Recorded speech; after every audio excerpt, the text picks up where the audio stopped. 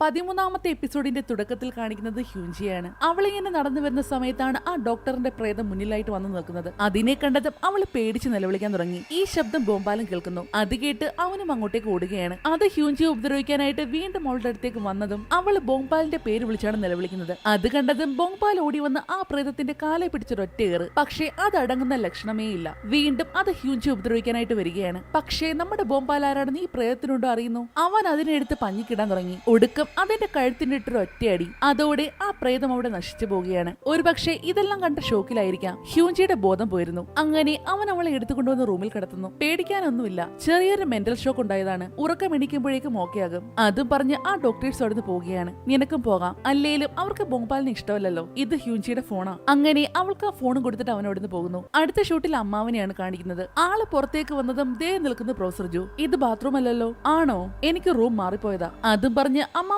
Professor നോക്കി ഒരു ചിരിയും കൂടി ചിരിക്കുന്നുണ്ട്. അപ്പോ ശരി, ഞാൻ പോകട്ടെ. നിങ്ങൾ എന്നെ കാണാൻ വന്നതല്ലേ? അതെ.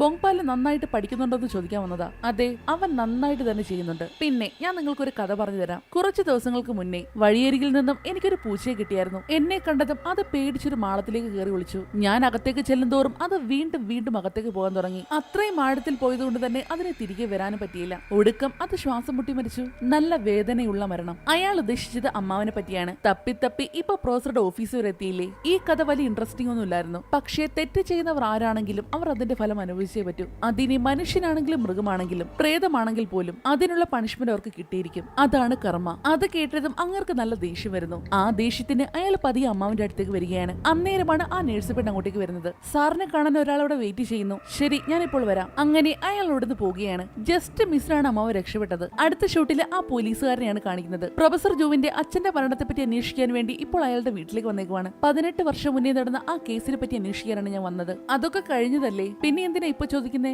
അത് പിന്നെ ചില കാര്യങ്ങൾ അറിയാനുണ്ടായിരുന്നു. അന്ന് ആ അപകടം നടക്കുമ്പോൾ നിങ്ങൾ വീട്ടിനകത്തുണ്ടായിരുന്നില്ലേ? പിന്നെ എങ്ങനെയാ നിങ്ങൾക്ക് ഈ അപകടത്തെ പറ്റി ഒന്നും അറിയാത്തത്? ഞാൻ ഇന്നലെ ആ ഫ്ളാറ്റിൽ പോയായിരുന്നു. നിങ്ങളുടെ ഹസ്ബൻഡിനും എനിക്കും ഏകദേശം ഒരേ ഹൈറ്റ് ആണ്. അത്രയും ഉയരമുള്ള ഒരാൾ അവിടെ നിന്ന് വിടാനായിട്ട് ഒരു ചാൻസും ഇല്ല. അതിനെപ്പറ്റി നിങ്ങൾക്ക് എന്താ തോന്നുന്നത്? ആരെങ്കിലും അയാൾ തള്ളിയിട്ടതാണോ? നിങ്ങളുടെ മകനും ആ സമയത്ത് അവിടെ ഉണ്ടായിരുന്നല്ലോ. നിങ്ങൾ ദയവ് ചെയ്ത് ഇവിടുന്ന് പോകണം. എനിക്ക് അതിനെപ്പറ്റി ഒന്നും പറയാനില്ല. എന്തൊക്കെ ചോദിച്ചിട്ടും അവർ ഒന്നിനും മറുപടി കൊടുക്കുന്നില്ല. അത് കാരണം അയാൾ അവിടുന്ന് പോവുകയാണ്. അങ്ങനെ അയാൾ തിരികെ പോലീസ് സ്റ്റേഷനിലേക്ക് വന്നതും നമ്മുടെ ചോയും കിമോ അവിടെ ഇരിപ്പുണ്ട്. രണ്ടെണ്ണവും കൂടി അവിടെയുള്ള പോലീസ് ഓഫീസറെ ഇട്ട് പെടാപ്പാട് പെടുത്തുവാണ്. നിന്നോടൊക്കെ വീട്ടിൽ പോകാനല്ലേ പറഞ്ഞേ? സാർ ദയവ് ചെയ്ത് ഞങ്ങൾ സഹായിക്കണം. എങ്ങനെയും ഒന്ന് സഹായിക്കും സാർ. ഓ, ഇവന്മാരെ വട്ട് പിടിപ്പിക്കും. എന്താ പ്രശ്നം? സാർ ദയവ് ചെയ്ത് ഞങ്ങളെ ഹെൽപ്പ് ചെയ്യണം. എന്റെ ഫ്രണ്ട് ഹ്യൂൻജിയെ കാർ അടിച്ചവനെ പിടിച്ചേ പറ്റൂ. ഇവന്മാരെന്തോ ഈ പറയുന്നേ? എന്റെ പൊന്ന് സാറെ, മണിക്കൂറുകളായിട്ട് ഇവന്മാർ ഇത് തന്നെ പറഞ്ഞുകൊണ്ടിരിക്കുന്നത്. കാർ അടിച്ചിട്ട് പോയ ഏതോ ക്രിമിനലിനെ ഇപ്പോൾ തന്നെ പിടിച്ചു കൊടുക്കണമെന്ന്. നീയൊക്കെ ആ സൈബർ കേസിലുണ്ടായിരുന്ന പ്രതികളല്ലേ? സാറിന് നമ്മളെ ഓർമ്മയുണ്ടാ? പക്ഷെ ഞങ്ങൾ പ്രതികളൊന്നും അല്ല കേട്ടോ സാറേ. അത് അവനായിരുന്നു മെസ്സേജ് അയച്ചത്. നീയൊക്കെയാണോ എന്നെ 11 വട്ടം വിളിച്ചേക്കുന്നത്? അതെ അതെ. എന്താ നിന്റെയൊക്കെ കേസ്? സാർ, എനിക്ക് വളരെ സുന്ദരിയായിട്ടുള്ള ഒരു ഫ്രണ്ട് ഉണ്ട്. അവളെ കാണാൻ ഒരു മാലാഖയെ പോലാണ് സാർ. അവളുടെ പേര് ഹ്യൂൻജി. 5 വർഷം മുന്നേ അവൾക്കൊരു ആക്സിഡന്റ് ഉണ്ടായിരുന്നു. അത് കഴിഞ്ഞ് 5 വർഷത്തോളം അവൾ കോമയിലായിരുന്നു. ഇപ്പോ കുറച്ച് ദിവസം ആയതേ ഉള്ളൂ അവള് കോമയിൽ നിന്ന് എഴുന്നേറ്റിട്ട്. പക്ഷെ അവൾക്ക് ഒന്നും ഓർമ്മയില്ല. അതുകൊണ്ട് എങ്ങനെയെങ്കിലും അവളെ ഇടിച്ചിട്ടവനെ കണ്ടെത്തിയേ പറ്റൂ സാർ. ഞാൻ ട്രാഫിക് കൺട്രോളുമായിട്ട് കോൺടാക്ട് ചെയ്യായിരുന്നു. പക്ഷെ അവിടെ ഇതിനെപ്പറ്റി ഒരു എവിഡൻസും ഇല്ല. നിങ്ങൾ എന്തായി പറയുന്നേ? ശരി ശരി, ഞാൻ ഇതിനെപ്പറ്റി അന്വേഷിക്കാം. നിങ്ങൾ ആദ്യം വീട്ടിൽ പോകാൻ നോക്ക്. ഇല്ല, ഞാൻ പോവില്ല സാർ. ദയവ് ചെയ്ത് എങ്ങനെയെങ്കിലും അവനെ പിടിച്ചേ പറ്റൂ. ഇപ്പൊ ഇവിടുത്തെ പോയില്ലെങ്കിൽ 2 എണ്ണത്തിന് പിടിച്ച് ജയിലിലിടും സാർ. അങ്ങനെ പറയില്ലേ പ്ലീസ്. നിന്നോടൊന്ന് പറഞ്ഞാൽ മനസ്സിലാവില്ലേ? എത്രാമത്തെ തവണയാണ് ഞാനിത് പറയുന്നത്? അവസാനം ആ പോലീസുകാർ വന്ന് 2 എണ്ണത്തെയും പിടിച്ച് പുറത്താക്കുന്നു. അടുത്ത ഷൂട്ടിലെ ഹ്യൂൻജിയാണ് കാണിക്കുന്നത്. മോൾക്ക് കുഴപ്പമൊന്നുമില്ലല്ലോ? ഞാൻ ഓക്കെയാണ്. പെട്ടെന്ന് ബോധം കെടാൻ എന്താ കാരണം? എനിക്കറിയില്ല അമ്മ. അല്ല, ബോംബാലെന്തിയെ പോയോ? അവനോട് അധികം അടുക്കാനൊന്നും നിൽക്കണ്ട. അവൻ എങ്ങനെയുള്ളവനാണെന്നൊന്നും നമുക്കറിയില്ലല്ലോ. ആള് നല്ലവനാ. അത് മോൾക്ക് എങ്ങനെ അറിയാം? അമ്മ അവനോട് ദേഷ്യപ്പെടുക വല്ലതും ചെയ്തോ? ഞാൻ എന്തിനാ ദേഷ്യപ്പെടണം? അങ്ങനെയൊന്നും ചെയ്യില്ലും കേട്ടോ. ഞാൻ ബോധം കെട്ടതുമായിട്ട് അവനൊരു ബന്ധവും ഇല്ല. എന്നെ സഹായിക്കുക മാത്രമേ ചെയ്തോളൂ. ശരി, ഞാൻ പോയി ഡോക്ടറിനെ കണ്ടിട്ട് വരാം. അതും പറഞ്ഞ് അവരുടെ അമ്മ എവിടെ പോകുന്നു. അപ്പോഴാണ് അവൾ നേരത്തെ കണ്ട കാര്യങ്ങളെ കുറിച്ച് ഓർക്കുന്നത്. അതെന്തായിരുന്നു? അല്ല, ആ സമയത്ത് ഞാനെതിരെ അവന്റെ പേര് വിളിച്ചത്. ഇനി ശരിക്കും ഞങ്ങൾ തമ്മിൽ വല്ല പരിചയമുണ്ടോ? അവൾ മൊത്തത്തില് കൺഫ്യൂഷനാണ്. അങ്ങനെ രാത്രിയായതും അവൻ അവൾക്ക് മെസ്സേജ് അയക്കുന്നു. അവന്റെ മെസ്സേജ് കണ്ടതും അവൾ ഒടുക്കത്തെ ഹാപ്പി. അങ്ങനെ കുറെ നേരത്തേക്ക് 2 പേരും കൂടെ കുത്തിയിരുന്ന് ചാറ്റ് ചെയ്യാൻ തുടങ്ങി. എന്നെ നാളെ ഡിസ്ചാർജ് ചെയ്യും, വേണമെങ്കിൽ വരാം കേട്ടോ. ഞാൻ തീർച്ചയായിട്ടും വരും. അപ്പോഴേക്കും അവളുടെ അമ്മ അങ്ങോട്ടേക്ക് വരുന്നു.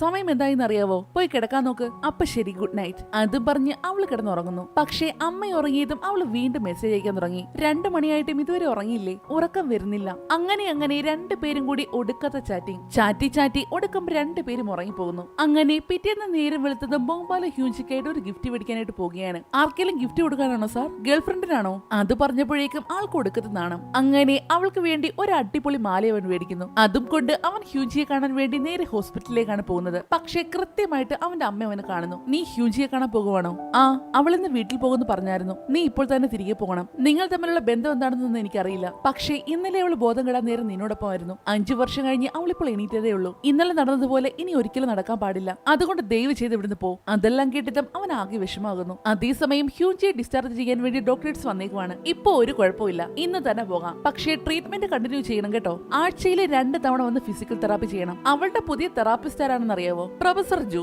ഡിസ്ചാർജ് ആയതിന് അവളെ കാണാൻ വേണ്ടി പൂക്കളൊക്കെ കൊണ്ടാണ് ആള് വന്നത്. അവളുടെ അമ്മയ്ക്കും അങ്ങേരെയും ഒരുപാട് ഇഷ്ടമാണ്. ചിലപ്പോൾ കോട്ട് സൂട്ടൊക്കെ ഇട്ടോണ്ടാവാം. ഹ്യൂജിയുടെ അച്ഛൻ വന്നില്ലേ? അദ്ദേഹം കുറച്ച് ബിസിയാ, ഇന്ന് വരാൻ പറ്റില്ല. അത് സാരമില്ല, വീട്ടിലോട്ട് ഞാൻ കൊണ്ടാക്കാം. ഈ കാര്യങ്ങളെല്ലാം ഒരു സങ്കടത്തോടെ ബോംബാലം പുറത്തുനിന്ന് കാണുന്നുണ്ടായിരുന്നു. അങ്ങനെ അവളിപ്പോൾ വീട്ടിലേക്ക് തിരികെ പോകാൻ പോവുകയാണ്. കാറിൽ കയറിയപ്പോഴും അവള് നോക്കുന്നത് ബോംബാലിനെ ആയിരുന്നു. വരാമെന്നാണല്ലോ പറഞ്ഞത്, പിന്നെന്താ വരാഞ്ഞേ? അവൻ വരാത്തതിൽ അവൾക്ക് ചെറിയൊരു സങ്കടമൊക്കെ ഉണ്ട്. പക്ഷേ അവൻ അവിടെ ഉള്ള കാര്യം അവൾക്കറിയില്ലല്ലോ. അങ്ങനെ അവനിപ്പോൾ തിരികെ വീട്ടിലേക്ക് വരുന്നു. നീ ഹോസ്പിറ്റലിലേക്ക് പോയില്ലേ? അവൾക്ക് പഴയ കാര്യങ്ങളൊന്നും ഓർമ്മയില്ല. എനിക്ക് തോന്നുന്നത് അവൾക്ക് ഓർമ്മകളൊന്നും തിരികെ കിട്ടാത്തതാണ് നല്ലതെന്നാണ്. ഒരുപക്ഷെ അവൾക്ക് ഓർമ്മകളെല്ലാം തിരികെ വന്നാൽ അവൾ പ്രേതമായിട്ട് ചുറ്റി നടന്നതും അവളെ കൊല്ലാൻ ശ്രമിച്ച പ്രേതങ്ങളെയും എല്ലാം പറ്റി അവൾക്ക് ഓർമ്മ വരും. അവളിപ്പോ ഒരു സാധാരണ പെൺകുട്ടിയല്ലേ? ഒരുപക്ഷെ ഇതെല്ലാം അവൾക്ക് ഓർമ്മ വരികയാണെങ്കിൽ ഇത്രയും നാളും നീ എങ്ങനെയാണോ കഷ്ടപ്പെട്ടത് അതുപോലെ അവളും കഷ്ടപ്പെടേണ്ടി വരും. ഒരുപക്ഷെ അതിലും കൂടുതൽ. അതുകൊണ്ട് അവളൊന്നും ഓർക്കാതിരിക്കുന്നത് തന്നെയാണ് നല്ലത്. അമ്മാവൻ പറഞ്ഞത് ശരിയാണെന്ന് ഭോപ്പാലിന് തോന്നുന്നു. അവൾ നന്നായിട്ട് ജീവിക്കട്ടെ. അതിന് ആദ്യം നീ അവളെ മറക്കണം. അത് കുറച്ച് പാടാണെന്നറിയാം, പക്ഷേ അവൾക്ക് അതാണ് നല്ലത്.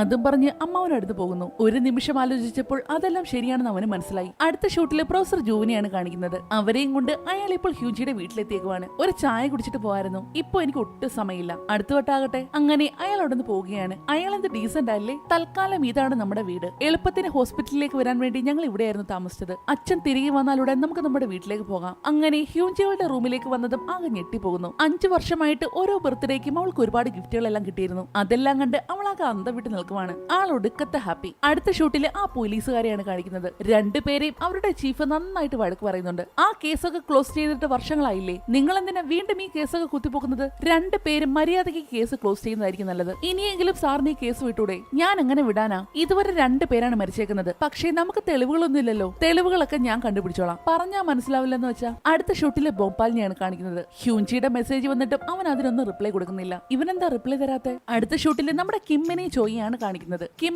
കാര്യമായിട്ട് എന്തോ തപ്പുകയാണ്. എന്താണെന്ന് വെച്ചാൽ ഇന്നലെ പോലീസുകാർ കേസ് എടുത്തില്ലല്ലോ, അതങ്ങനെ അങ്ങ് വിടാൻ പറ്റുമോ? അത് കാരണം ഡീറ്റെയിൽസ് ആയിട്ട് കാര്യങ്ങളെല്ലാം എക്സ്പ്ലെയിൻ ചെയ്ത ശേഷം അതാൾ ഇന്റർനെറ്റിൽ ഇടുവാണ്. ഇന്നലെ രാത്രി മുതൽ നിനക്ക് ഇത് തന്നെയാണല്ലോ പണി. എന്നിട്ട് ആരെങ്കിലും അത് കണ്ടോ? ആര് പറഞ്ഞു കണ്ടില്ലെന്ന്? ദേ ഇത് നോക്ക്, ഒരാളിത് വായിച്ചിട്ടുണ്ട്.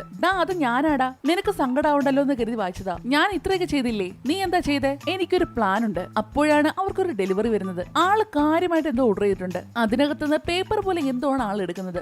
ഇവിടെ പിടി.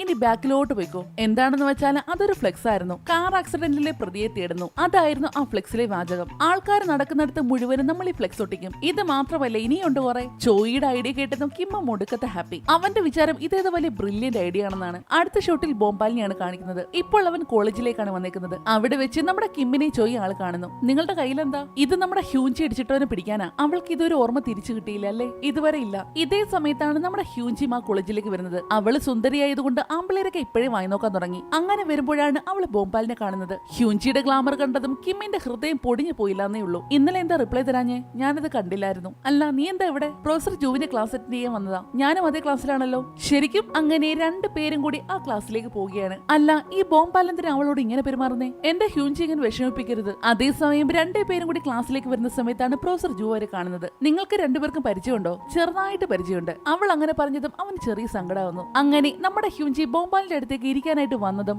അപ്പോൾ തന്നെ കൃത്യമായിട്ട് സിയോണും വന്നിരിക്കുന്നു. പഴയതുപോലെ തന്നെ. ഇതാരാ? പുതിയ സ്റ്റുഡന്റാ? പുതിയ സ്റ്റുഡന്റോ? 2 പേരും കൂടി ഒരുമിച്ചിരിക്കുന്നത് അവൾക്ക് അങ്ങോട്ട് പിടിക്കുന്നില്ല. പഴയ പ്രേതമായ ഹ്യൂജിയെ പോലെ. നിന്റെ കൈക്കതാ പറ്റിയത്? കണ്ടിട്ട് ചെറിയ മുറിവാണെന്ന് തോന്നില്ലല്ലോ. അപ്പോഴാണ് ഹ്യൂജിയും അത് ശ്രദ്ധിക്കുന്നത്. ഞാൻ കാരണമല്ലേ അവന്റെ കൈ മുറിഞ്ഞത്? അതോർത്ത് അവൾക്ക് ശരിക്കും സങ്കടം വരുന്നു. ക്ലാസ് തുടങ്ങിയെങ്കിലും അവളുടെ നോട്ടം മുഴുവനും ബോംബാലിനെ സിയോണിയായിരുന്നു. അവൾക്കാണെങ്കിൽ അതങ്ങോട്ട് പിടിക്കുന്നതേയില്ല. ഇടയ്ക്കിടയ്ക്ക് പ്രൊഫസർ ജൂ നമ്മുടെ ഹ്യൂജിയെ നോക്കി ഒന്ന് ചിരിക്കുന്നുണ്ട്. അതാണെങ്കിൽ ബോംബാലിനെ പിടിക്കുന്നില്ല. അതേസമയം ഇവിടെ ഇവർ 2 പേരും കൂടി അവിടെ മുഴുവനും ബാനർ കെട്ടുവാണ്. നിങ്ങൾ എന്തുവായി ചെയ്യുന്നേ? ഇവിടെ ഇതൊന്നും കെട്ടാൻ പാടില്ല. നിങ്ങൾ പോലീസ് സ്റ്റേഷനിൽ നിന്ന് പെർമിഷൻ മേടിച്ചായിരുന്നോ? ഇതിന് പെർമിഷൻ ഒക്കെ മേടിക്കണോ? അവന്മാരും അത് അപ്പോൾ തന്നെയാണ് അറിയുന്നത്. ഒരെണ്ണമാണെങ്കിൽ പോട്ടേന്ന് വെക്കാം. ഇത് ഇവിടെ മുഴുവനുണ്ടല്ലോ. അടുത്ത ഷൂട്ടില് നമ്മുടെ അമ്മാവനെയാണ് കാണിക്കുന്നത്. ആളിപ്പോൾ വന്നേക്കുന്നത് പോലീസ് സ്റ്റേഷനിലേക്കാണ്. ഞാൻ പ്രൊഫസർ ജൂവിനെ പറ്റി കേസ് കൊടുക്കാനാണ് വന്നത്. പ്രൊഫസർ ജൂവിനെ ജൂവിന്റെ പേര് കേട്ടതും ആ പോലീസുകാരൻ അമ്മാവന്റെ അടുത്തേക്ക് വരുന്നു. നിങ്ങൾക്ക് പ്രൊഫസർ ജൂവിനെ എങ്ങനെ അറിയാം? അപ്പോ സാറിനും അറിയാവോ? അപ്പോ നിങ്ങൾ പറയുന്നത് ഹ്യൂഞ്ചിയുടെ ID കാർഡ് അവിടെ കണ്ടു എന്നാണല്ലേ? അതേ സാർ, 100% ഉറപ്പാ. അപകടം നടന്ന സ്ഥലത്ത് നിന്നും അവളുടെ ഒരു സാധനങ്ങളും കിട്ടിയില്ലായിരുന്നു. എങ്ങനെ കിട്ടാനാ?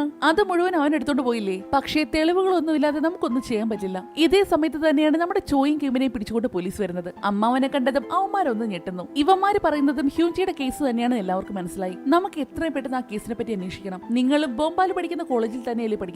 നിങ്ങൾക്ക് അങ്ങനെ പ്രൊഫസർ ജൂവിനെ അറിയാം? അദ്ദേഹം ഞങ്ങളുടെ കോളേജിലെ പ്രൊഫസറാ. ഞാനൊരു സഹായം ചോദിച്ചാൽ നിങ്ങൾ ചെയ്യാമോ? അതേസമയം ഇവിടെ ക്ലാസ് കഴിഞ്ഞതും സിയോൺ ഓടി പ്രൊഫസറിന്റെ അടുത്തേക്കാണ് വരുന്നത്. പക്ഷേ അയാളാണെങ്കിൽ അവളെ ഒന്ന് മൈൻഡ് കൂടി ചെയ്യാതെ നേരെ ഹ്യൂഞ്ചിയുടെ അടുത്തേക്കാണ് പോകുന്നത്. എന്റെ ക്ലാസ് എങ്ങനെ ഉണ്ടായിരുന്നു? ഇവർ രണ്ടുപേരും കൂടി സംസാരിക്കുന്നത് ബോംബാലിനും അത്രയ്ക്ക് അങ്ങോട്ട് പിടിക്കുന്നില്ല. അത് കാരണം അവൻ അവിടെ എണീറ്റ് പോകുന്നു. നമുക്ക് പിന്നീട് ഒരിക്കൽ സംസാരിച്ചാലോ? എനിക്കൊരു കാര്യം ചെയ്യാനുണ്ടായിരുന്നു. അതും പറഞ്ഞ് അവള് നേരെ ബോംബാലിന്റെ പുറകെ പോവുകയാണ്. സാർ, എനിക്കൊരു കാര്യം സംസാരിക്കാനുണ്ടായിരുന്നു. എന്താ പറയാനുണ്ടെന്ന് പറഞ്ഞേ? ഈ വർഷം എന്റെ ഗ്രാജുവേഷൻ തീരുവാ. പിന്നീട് എനിക്ക് സാറിനെ കാണാൻ പറ്റില്ല. കാര്യം എന്താ? എനിക്ക് സാറിനെ ഇഷ്ടവാ. കണ്ട അന്ന് മുതൽ എനിക്ക് ഇഷ്ടവാ. സോറി, എനിക്ക് നിന്നെ അങ്ങനെ കാണാൻ കഴിയില്ല. അത് പറഞ്ഞ് അവള് നേരത്തെ കൊടുത്ത പേനയും തിരികെ കൊടുത്ത ശേഷം അയാൾ അവിടുന്ന് പോകുന്നു. അടുത്ത ഷോട്ടിൽ ബോംബാലിനെയാണ് കാണിക്കുന്നത്. അവനെ കണ്ട് നമ്മുടെ ഹ്യൂഞ്ചിയും അങ്ങോട്ടേക്ക് വരുന്നു. എന്നെ എന്താ വിളിക്കാതെ പോയത്? എന്നോട് എന്തെങ്കിലും ദേഷ്യമുണ്ടോ? ഇല്ല.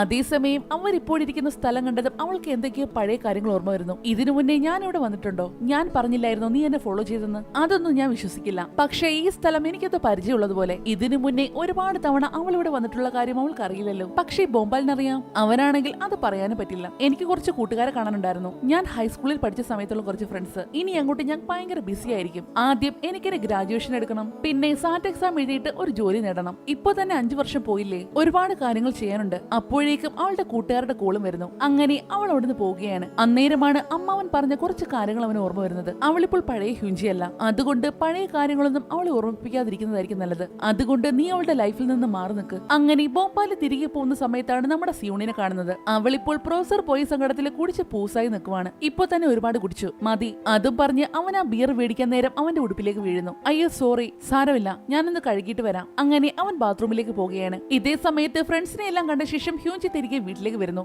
ആ സമയത്താണ് ഒരു ലേഡി വല്ലാത്തതുപോലെ റോഡിൽ കൂടി നടക്കുന്നവൾ ശ്രദ്ധിക്കുന്നത്. അവരും ആ സമയത്ത് അവളെ തിരിഞ്ഞു നോക്കുന്നുണ്ടായിരുന്നു. അങ്ങനെ അവൾ കുറച്ചും കൂടി മുന്നിലേക്ക് നടക്കുന്ന സമയത്താണ് ഒരു മെഡിക്കൽ സ്റ്റോർ കാണുന്നത്. അത് കണ്ടതും അവൾക്ക് നമ്മുടെ ബോംബാലിന് ഓർമ്മ വരുന്നു. അവന് വേണ്ടി കുറച്ച് മെഡിക്കേറ്റ് എല്ലാം മേടിച്ച ശേഷം അവൾ ബോംബാലിനെ കോൾ ചെയ്യുന്നു. പക്ഷേ കോൾ എടുക്കുന്നതാകട്ടെ നമ്മുടെ സിയോണും. അതും കൂടി ആയപ്പോഴേക്കും അവൾക്ക് നല്ല ദേഷ്യം വരുന്നു. അതേസമയം ബോംബാലാണെങ്കിൽ സിയോണിനെ എഴുന്നേൽപ്പിക്കാൻ നോക്കിയതും കൃത്യസമയത്ത് തന്നെ നമ്മുടെ ഹ്യൂഞ്ചി അവിടേക്ക് വരുന്നു. നിങ്ങൾക്ക് പോകാനുള്ള കാറ് പുറത്തുണ്ട്, അതിൽ കയറി വീട്ടിലേക്ക് പോ. അതും പറഞ്ഞ് അവള് ബോംബാലിനെ പിടിച്ചുകൊണ്ട് പുറത്തേക്ക് പോകുന്നു. നീ അല്ലേ പറഞ്ഞത് നിനക്ക് എന്നെ ഇഷ്ടമാണെന്ന്? പിന്നെ നീ എന്റെ ബോയ് ഫ്രണ്ട് ആയിരുന്നെന്ന് പറഞ്ഞു. പിന്നെ എന്തിനാ നീ നിന്റെ മനസ്സ് മാറ്റുന്നേ? എനിക്ക് ശരിക്കും ദേഷ്യം വരുന്നുണ്ട് കേട്ടോ. ദേഷ്യമോ? ശരിക്കും? ആ തന്നെ. വേറെ പെണ്ണുങ്ങളുമായിട്ട് നടക്കുന്നൊന്നും എനിക്ക് പിടിക്കുന്നില്ല. അത് കേട്ടതും അവന് ചിരി വരുന്നു. ഒരുപക്ഷെ എനിക്ക് നിന്നെ ഓർമ്മയില്ലായിരിക്കും എന്നും പറഞ്ഞ് എനിക്ക് ഓർമ്മകൾ തിരിച്ചു കിട്ടാനുള്ള എന്തെങ്കിലും വഴി താൻ നോക്കണ്ടേ? അത് കേൾക്കേണ്ട താമസം അവൻ നമ്മുടെ ഹ്യൂഞ്ചിയെ പിടിച്ചൊരൊറ്റ കിസ് കൊടുക്കുന്നു. അവളാണെങ്കിൽ അവന്റെ കാലിനിട്ടൊരൊറ്റ ഇടി. ഇനി മേലെ എന്നെ വിളിച്ചു പോലും. അതും പറഞ്ഞ് അവള് മേടിച്ച മെഡിക്കേറ്റ് എടുത്ത് ഒരൊറ്റ ഏറ്. അവിടെ നിക്ക്, ഈ ഓയിൽമെന്റെങ്കിലും ഒന്ന് ഇട്ട് തന്നിട്ട് പോ. അങ്ങനെ അവൾ അവന്റെ മുറിവിൽ ഓയിൽമെന്റ് ഇട്ട് കൊടുക്കുവാണ്. ഒന്ന് പതുക്കെ ഇട്, താൻ ചെയ്തതന്നെ ഇതൊക്കെ തന്നെ ധാരാളം. ഇത്തിരി വേദനിച്ചാൽ എന്താ? അവൻ ഹാപ്പി. ശേഷം നേരത്തെ അവനൊരു ഗിഫ്റ്റ് മേടിച്ചില്ലേ, അതെടുത്ത് അവൻ ഹ്യൂഞ്ചിക്ക് കൊടുക്കുന്നു. ഇത് നെക്ലസ് ആണല്ലോ, ഞാൻ ഇട്ട് തരാം. അതും പറഞ്ഞ് അവൻ തന്നെയാണ് ആ നെക്ലസ് എടുത്ത് ഹ്യൂഞ്ചിക്ക് ഇട്ട് കൊടുക്കുന്നത്. ഇങ്ങനെയൊക്കെ പറയുമെങ്കിലും അവൾക്കും ബോംബാലിനെ ഒരുപാട് ഇഷ്ടമാണ്. ഇനി എന്നാ നമ്മൾ പുറത്തേക്ക് പോകുന്നത്? അത് നിന്റെ കയ്യിലിരിപ്പ് കണക്കിരിക്കും. ഞാൻ നന്നായിട്ട് പെരുമാറിക്കോളാം. വേറൊരു പെണ്ണുമായിട്ട് ഞാൻ ഇന്ന് കണ്ടല്ലോ, അങ്ങനൊന്നും ഇനി ഉണ്ടാവില്ല. എനിക്ക് നിന്നെ മാത്രം മതി. അത് അവൾക്ക് അങ്ങ് സൂയിക്കുന്നു. അപ്പൊ ശരി, നാളെ കാണാം. അങ്ങനെ ടാറ്റയും പറഞ്ഞ് അവനോടൊന്ന് പോവുകയാണ്. അകത്ത് കയറിയിട്ട് അവൻ പോയോ എന്ന് അവളൊന്ന് ഒളിച്ചു നോക്കുന്നുണ്ട്. പക്ഷെ എവിടെ പോവാൻ? അതവനും കാണുന്നു. എന്തായാലും ബോംബാൽ ഇപ്പോൾ നല്ല ഹാപ്പിയാണ്. ഇനി അവളുടെ ഓർമ്മ തിരിച്ചു വന്നില്ലേ എന്താ? ഇപ്പൊ രണ്ടുപേര് ലവായില്ലേ? മോളെന്താ എത്ര ലേറ്റ് ആയത്? ഞാൻ പറഞ്ഞില്ലേ ഇന്ന് എന്റെ ഫ്രണ്ട്സിനെ കാണാൻ പോകുന്നു. മോള് കുറച്ചു നേരം വീട്ടിലൊന്നും ഒറ്റയ്ക്ക് ഇരിക്കണം കേട്ടോ. അമ്മ അങ്കിളിന്റെ വീട് വരെ ഒന്ന് പോവുക. അതും പറഞ്ഞ് അമ്മ എവിടുന്ന് പോകുന്നു. അന്നേരമാണ് നേരത്തെ റോഡിൽ വെച്ച് അവൾ ഒരു ലേഡിയെ കണ്ടില്ലായിരുന്നു. അവര് ദേ ഇവിടെ നിൽക്കുന്നു. ഹ്യൂഞ്ചിയുടെ അമ്മ അതുവഴി പാസ് ചെയ്തപ്പോഴാണ് നമുക്ക് മനസ്സിലാകുന്നത് അതൊരു പ്രേതമായിരുന്നു. അതേസമയം ഹ്യൂഞ്ചി റൂമിൽ വന്ന് തന്റെ ഫോൺ നോക്കിയിരിക്കുന്ന സമയത്താണ് എന്തോ ഒരു പന്തികേട്. നോക്കിയപ്പോഴോ ദേ തൊട്ടടുത്തായിട്ട് നേരത്തെ കണ്ട പ്രേതം. അത് കണ്ട അവളുടെ അവസ്ഥ പറയണ്ടല്ലോ. പേടിച്ചു പോയ അവൾ പുറത്തേക്ക് ഓടി വന്ന് പെട്ടെന്ന് തന്നെ ബോംബാലിനെ വിളിക്കുന്നു. ഈ കാര്യങ്ങളെല്ലാം നോക്കിക്കൊണ്ട് പ്രൊഫസർ ജൂ അവിടെ തന്നെ നിൽപ്പുണ്ടായിരുന്നു. അതേസമയം കോള് കിട്ടിയതും ബോംബാലോടി ഹ്യൂഞ്ചിയുടെ അടുത്തേക്ക് വരുന്നു. എന്താ പറ്റിയത്? ഞാനിനി എന്താ ചെയ്യണ്ടേ? ഇന്നലെ ഞാൻ ഹോസ്പിറ്റലിൽ കണ്ടതൊന്നും കോയിൻസിഡൻസ് അല്ലായിരുന്നു. എനിക്ക് പ്രേതങ്ങളെ കാണാം. അതും പറഞ്ഞ് അവൾ പേടിയോടെ മുകളിലേക്ക് നോക്കുവാണ്. എന്താണെന്ന് വെച്ചാൽ അവിടെയും ഇരിപ്പുണ്ട് ഒരു പ്രേതം. ഇത് ബോംബാലും കാണുന്നു. അമ്മാവൻ എന്ത് നടക്കരുതെന്ന് കരുതിയോ അത് തന്നെ ഇപ്പോൾ നടന്നിരിക്കുന്നു. ഞാനിനി എന്താ ചെയ്യാ? നീ ഒന്നുകൊണ്ട് പേടിക്കണ്ട. എന്ത് സംഭവിച്ചാലും ഞാൻ നിന്നെ പ്രൊട്ടക്ട് ചെയ്തോളാം. അവൻ അങ്ങനെയൊക്കെ പറഞ്ഞതും അവൾക്കും ചെറിയൊരു ആശ്വാസമാകുന്നു. അതേസമയം ഈ കാര്യങ്ങളെല്ലാം നോക്കിക്കൊണ്ട് പ്രൊഫസർ ജൂ അവിടെ തന്നെ നിൽപ്പുണ്ട്. അയാൾ ഇനി എന്താണാവോ ചെയ്യാൻ പോന്നെ. അങ്ങനെ ആ ഒരു സീന് കാണിച്ചുകൊണ്ട് 13ാമത്തെ എപ്പിസോഡ് അവിടെ തീരുന്നു. 14ാമത്തെ എപ്പിസോഡുമായി വീണ്ടും കാണുവരെ നന്ദി.